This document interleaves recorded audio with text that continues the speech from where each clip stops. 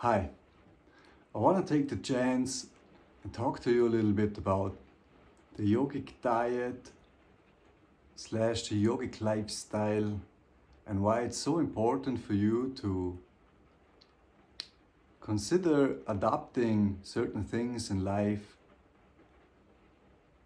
to support your yoga practice. So, in the yogic system, there are certain, let's call them advices, that are given to the practitioner in order to lay out a nice and solid ground and a good foundation for a successful and secure yoga practice. When you start to practice yoga, when you start to practice the techniques that you can learn in the videos, you start to move and increase the energy levels in your bodies.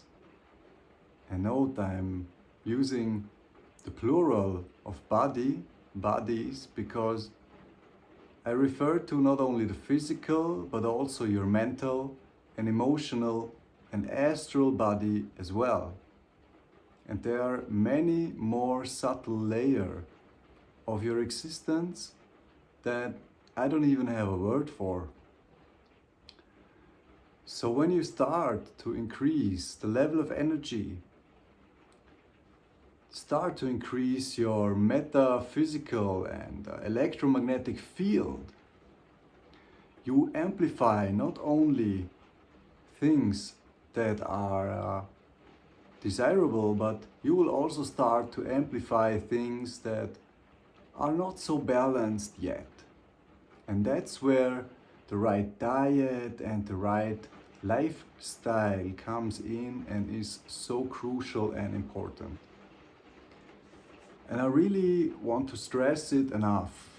If you dive deeper in these yogic techniques that you can learn through my videos and that you will start to develop in your own very unique routine, when you start to practice on a regular basis, maybe on a daily basis, you will sooner or later reach a point where you will start to practice quite intuitively, start to combine different exercises, different bandhas, different breathing exercises, and you will step ahead on your very personal path of self-realization. So consider adjusting your diet and your lifestyle accordingly as you dive deeper into this system. If you do not, and you start to practice regularly but still have a diet that is based on meat, that includes self-destructive behaviors like drinking alcohol, smoking cigarettes, doing any sort of drugs, then be warned that once your energy level is raised to a certain degree and you did not take care of cleaning up your diet, or you did not take care to clean up your sleeping habits and your self-destructive behaviors, be they physical nature or be they of mental or emotional nature, then you run into a very serious danger of hurting yourself. And if it's really bad, you can hurt yourself in an irreversible or in a way that will take you very long to get back and get healthy again. So this might sound like I'm giving it too much weight, but please take this to heart. And if you consider taking a deeper step into these yogic practices, you have to consider adjusting your diet and your lifestyle accordingly. You can learn about these things via many sources. I can highly recommend Reinhard Gammenthaler's book on Kundalini Yoga called Kundalini Parampara, where he goes into detail on what to eat and what not to eat, how to adapt your lifestyle, and what to consider when diving deeper into a yogic practice. Just in short, I did provide you also with a list of things that from my experience are important to avoid when it comes to eating and are important to avoid when it comes to your lifestyle choices. But let's talk about them. Basically, it's not so difficult. Think about it like that. We're trying to raise the energy levels. So everything that takes away from your energy, try to avoid it. For example, meat. Meat is known to take away more energy from your body than it actually gives you. And if you do not feel it right now, then practice some yoga and observe what happens, because the more sensitive your body awareness gets, the more you will start to notice how certain foods affect you. Also, garlic, onions, chili peppers, things that are rather medicinal than dietary. I really like this saying, when something is rather medicinal than dietary, it means use it wisely. If you eat, for example, garlic on a daily basis and put it in your meals because you love the taste, then your body gets used to it. And in case of a sickness, it gets harder to harness the antibiotic properties of garlic with a normal, sane dose.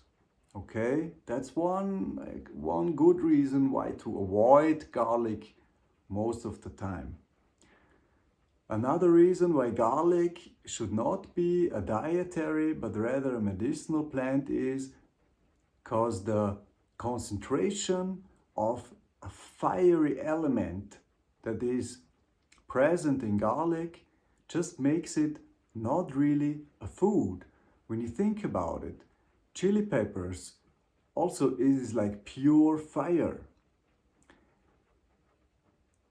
And here also comes a point into play where you will notice that your body, compared to mine or compared to body of your neighbor or whomever, is of different consistency. My body, for example, it feels like lots of fire and earth. So eating additional fire for me, it just doesn't make any sense. It will lead to an imbalance.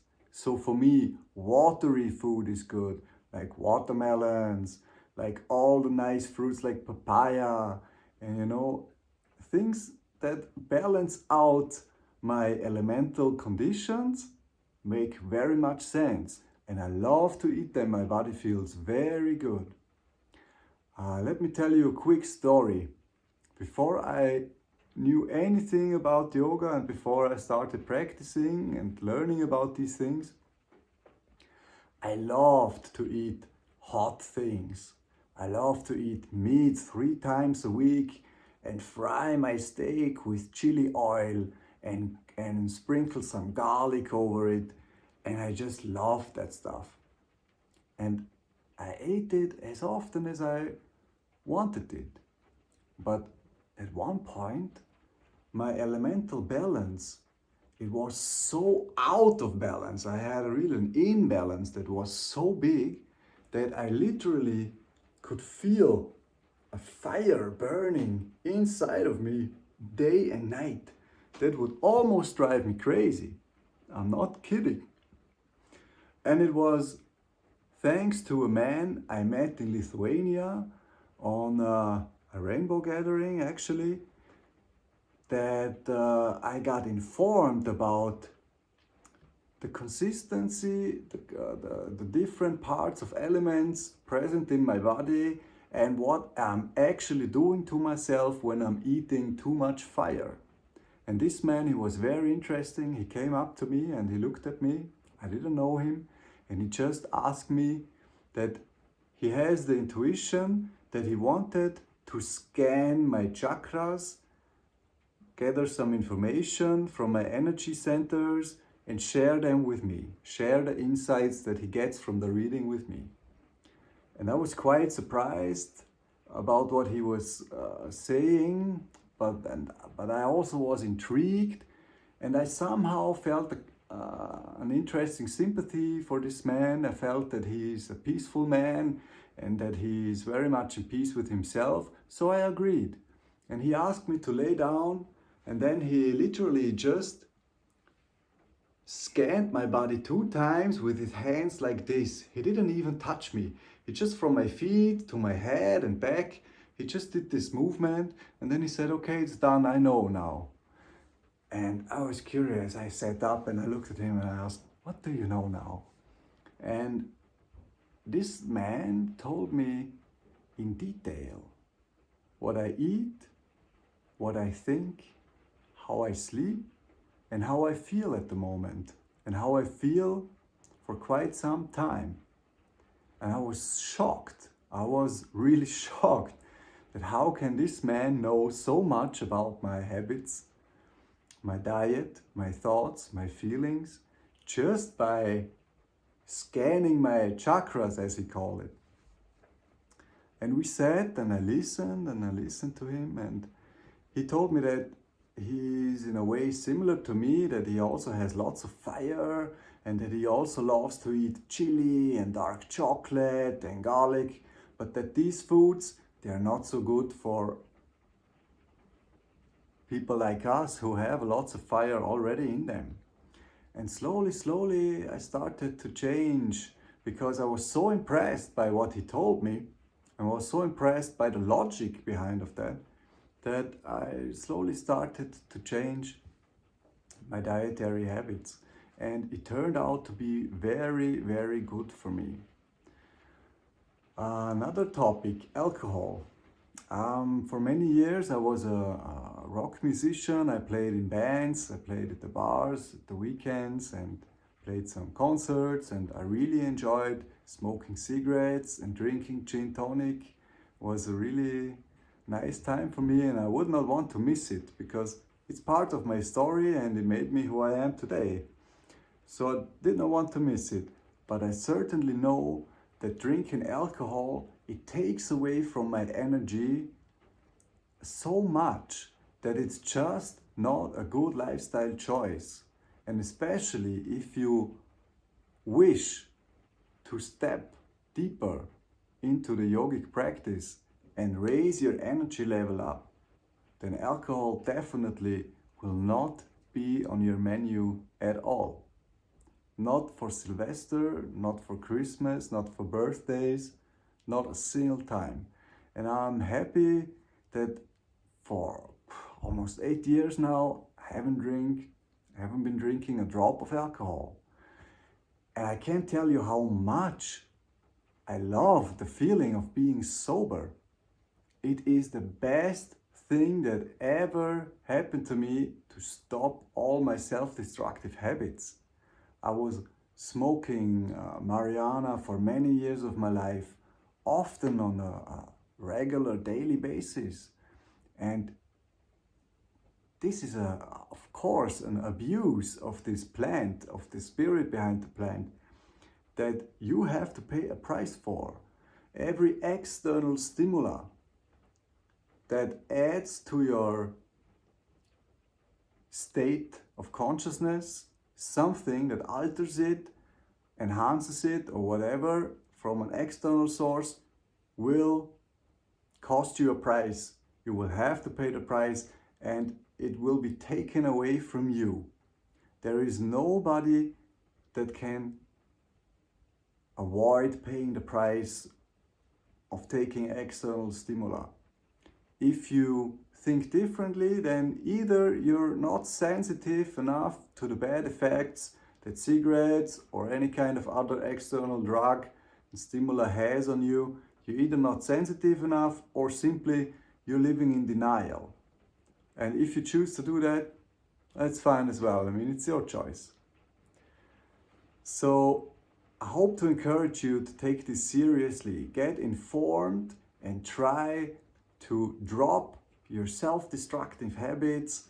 May it be the wrong foods, may it be drug intake, or may it be doom scrolling until 2 in the night, and getting lack of sleep. Whatever it is that takes away energy from you, try to avoid it and try to overcome it. And then something really interesting happens where you will become curious to see how you can handle a higher level of energy. Because up until now, the chances are good that you're living even below an average level of energy. If you're drinking alcohol, doing any sort of drugs, getting less sleep than you should, if you're eating lots of meat and processed foods, too much sugar and all that kind of stuff, too much coffee, then chances are that your energy level is below average. Once you drop all that stuff that takes away from your energy level, it will start to come to a normal level. And after probably years of living below a normal energy level, feeling the vibe, the vibration of a normal average energy level will already be quite interesting, and it will not be easy to maintain it in the beginning, because you get so sensitive, so aware to everything happening inside of you and outside of you, that it can become quite tempting to numb yourself again, to not be aware of everything happening inside and around you, because often reality can be quite sober. I mean, it can be quite harsh. It can be quite sad as well. But if you dare to stay sober, raise your energy level, take good care of your tempo, and rise above average energy levels, if you dare to do it, if you have the guts to do it, then you're in for a very intense and beautiful, beautiful journey of your life. And I certainly wish for everybody to experience this and to give it a try. Because, you know, living down here, that's the easy path. That's really easy. It doesn't take much. You're already there. Like, you slip down so easily and then you just float down the river like that. You never take any effort. You don't give oh, I said like, you really don't care. You just do whatever you want. You just smoke, you just drink. But if you have the guts to take off, I'm all with you, and I wish you a beautiful journey.